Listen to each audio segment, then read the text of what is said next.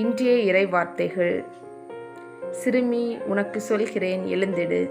Mark எழுதிய தூய நற்செய்தியிலிருந்து வாசகம். பிரிவு 5, இறை வார்த்தைகள் 21 முதல் 24 மற்றும் 35 முதல் 43 முடிய. அக்காலத்தில் இயேசு படகேறி கடலை கடந்து மீண்டும் மறுகரையை அடைந்ததும் பெருந்திரளான மக்கள் அவரிடம் வந்து கூடினர்.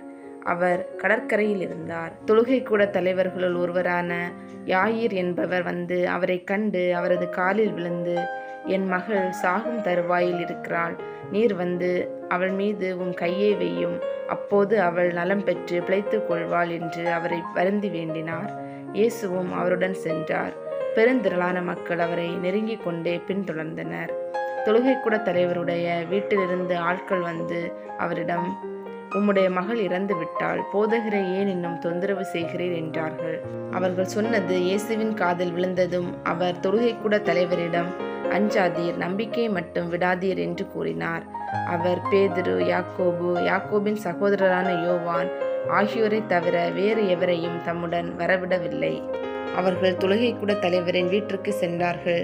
அங்கே அமளியும் மக்கள் அழுது ஓலமிட்டு புலம்புவதையும் இயேசு கண்டார். அவர் உள்ளே சென்று, ஏன் இந்த அமளி, ஏன் இந்த அழுகை? சிறுமி இறக்கவில்லை, உறங்குகிறாள் என்றார். அவர்கள் அவரை பார்த்து நகைத்தார்கள். ஆனால் அவர் அனைவரையும் வெளியேற்றிய பின் சிறுமியின் தந்தையையும் தாயையும் தம்முடன் இருந்தவர்களையும் கூட்டிக் கொண்டு அச்சிறுமி இருந்த இடத்திற்கு சென்றார்.